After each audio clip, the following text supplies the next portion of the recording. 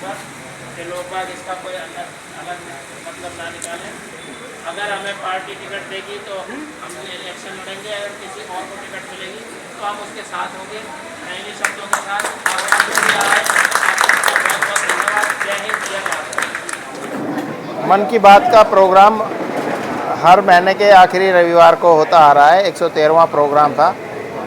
ये प्रोग्राम खाली मन की बात एक रेडियो प्रोग्राम नहीं है या टीवी प्रोग्राम नहीं है। इससे हमारे माननीय प्रधानमंत्री जी लोगों से सलाह कर उनके विचार लेकर उस टॉपिक के ऊपर बोलते हैं, लोगों को मोटिवेट करते हैं ताकि हिंदुस्तान के अंदर नए तरीके से सब लोग आगे आएँ, खाली नौकरी के ऊपर ही डिपेंड ना रहें, अपना काम करें, वो नौकरी देने वाले बने, नौकरी करने वाले ना बने। इन चीज़ों को देखते हुए हर क्षेत्र के अंदर वो चाहते हैं कि भाई आगे से आगे नए नए व्यवसाय आएँ, नए नए तरीके से आगे बढ़ा जाए। संजय साहब, चुनाव में बिल्कुल बच चुका है और विधानसभा में आपका भी नाम है टिकट के लिए, किस तरीके से देखते हैं? क्या गुरुग्राम में, क्योंकि पिछले 3 दशकों से आप पार्षद भी रह चुके हैं लगातार? मैं इस प्रोग्राम को ऐसे देखता हूं कि जो भी गुड़गांव के अंदर विधानसभा का बिगुल तो बच चुका है। भारतीय जनता पार्टी जिस आदमी को भी टिकट देगी हम उसके साथ रहेंगे, चाहे वो मेरा नाम हो चाहे वो किसी और का हो। भारतीय जनता पार्टी के सभी कार्यकर्ताओं को मैंने यही संदेश दिया है। परंतु मैं ये कहना चाहूँगा कि मैं गुड़गांव से एक पार्षद हूँ जो 3 बार चुनाव लड़ा, तीनों बार जीता। 4 विधानसभाओं के एमएलए के कैंडिडेटों के साथ चुनाव के अंदर काम किया, सबके साथ हम जीते हैं। इसके अलावा भी हमने दुनिया भर की जो संस्थाएं जो गुड़गांव की हैं, चाहे वो रोटरी क्लब है, चाहे वो शमशान सुधार समिति है, चाहे वो सांस्कृतिक गौरव संस्थान है, इन सब के अंदर हमने काम किया है, जिसके अंदर लोगों की बहुत सेवा होती रही है और कर रहे हैं। आपका अनुभव काफ़ी लंबा रहा है।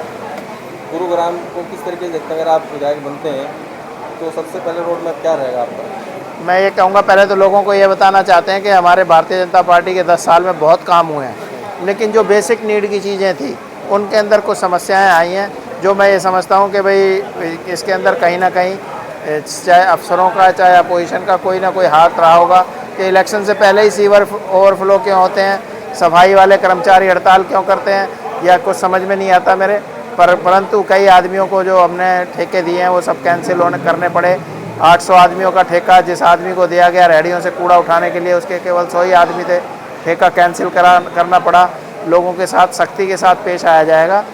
शहर के अंदर सीवर, पानी और सफाई की समस्या बहुत बड़ी बनी हुई है। सबसे पहले इसका रोड मैप हमारे पास है।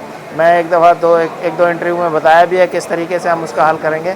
मेरे पास उसका पूरा हल है और मैं उम्मीद करता हूँ सरकार के साथ मिलकर इस सारी समस्या को ज़्यादा से ज़्यादा 6 महीने साल भर के अंदर बिल्कुल क्लियर कर देंगे और परमानेंट इलाज करेंगे, टेम्परेरी इलाज कोई नहीं होगा।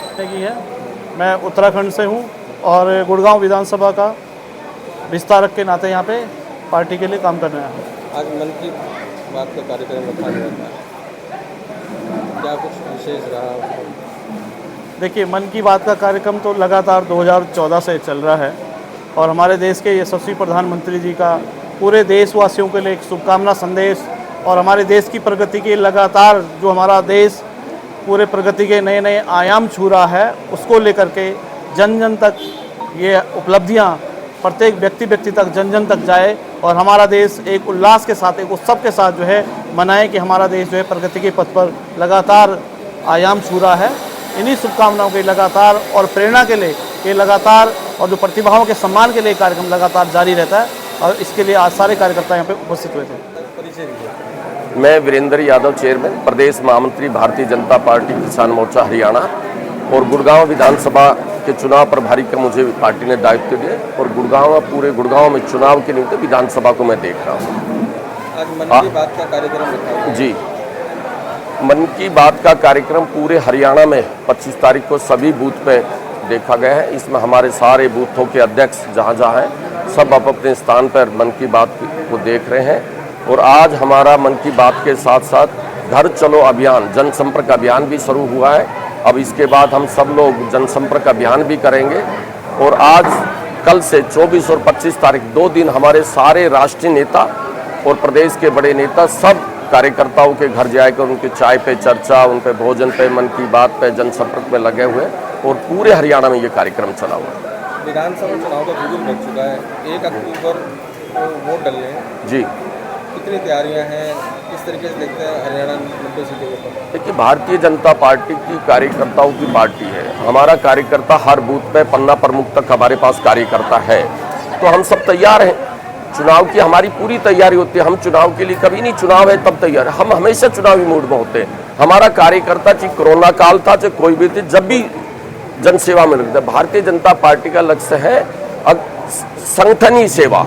हमारी पार्टी का हर कार्यकर्ता समाज की सेवा में, कोरोना काल के अंदर हमने जो आया तो वो चुनाव का समय नहीं था, उस विपदा के अंदर भी भारतीय जनता पार्टी का हर घर गया, जो राशन दिया लोगों को, भोजन वितरण कर में, गैस सिलेंडर लोगों को दे रहे, ऑक्सीजन के सिलेंडर लोगों को दे रहे थे, एडमिट करा रहे थे, दवाइयाँ बांट रहे थे। भारतीय जनता पार्टी का सेवा में रहता है। गुरुग्राम से सुभाष सिंगला जी नाम आ रहा है। सुभाष सिंगला जी हमारी पार्टी के पुराने कार्यकर्ता हैं और भी कार्यकर्ता हैं, जिसको भी भारतीय जनता पार्टी का आज हम कार्यकर्ताओं को जिस प्रकार आपने सुना, हम सब ने कहा हमारा तो प्रत्याशी कमल का फूल है।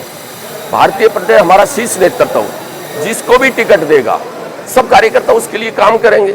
अब सुभाष सिंगला ने भी आपको यही कहा ना, अब भारतीय जनता पार्टी जिसको टिकट देगी हम उसके साथ काम करेंगे। प्रत्याशी है बहुत है, और मैं कहता हूँ सबको टिकट मांगना भी चाहिए, क्योंकि कार्यकर्ता भारतीय जनता पार्टी में या किसी भी दल में का राजनीतिक दल में काम करता है तो इसी आस के साथ और अच्छा शक्ति होनी भी चाहिए चुनाव लड़ने की।